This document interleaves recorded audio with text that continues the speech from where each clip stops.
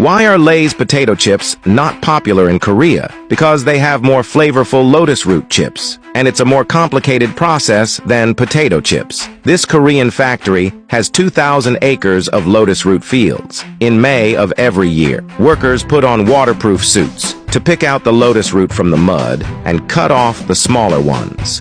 The qualified lotus roots will be put in a boat. On the other side of the boat, the workers take the roots to the factory. Workers first remove the roots with a knife. Then they put them on a conveyor belt and sent to the washing tank, where most of the soil will be washed off. Then the workers cut the cleaned lotus root into segments and transport them to the next workshop. The lotus roots will be cut off at the sides and placed in a drum washer for a second cleaning under the collision of water and lotus root. The surface of the lotus root becomes very clean.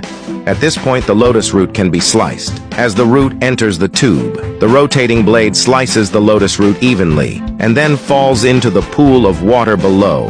This is to wash away the starch produced during the slicing process to prevent the slices from oxidizing. Next, the workers remove the slices of lotus root from the water, pour them into the dehydrator to dry out the excess water. The next step is the deep frying process. Workers put the lotus root slices in the hot oil. A wheel in the frying pan will drive the lotus root slices forward. The wheel at the other end will take out the lotus root slices. When the lotus root slices are ready, the worker will put oil-absorbing paper in the box and put the lotus root slices inside. At the same time, they will be packaged. Finally, the quality inspector will check the weight.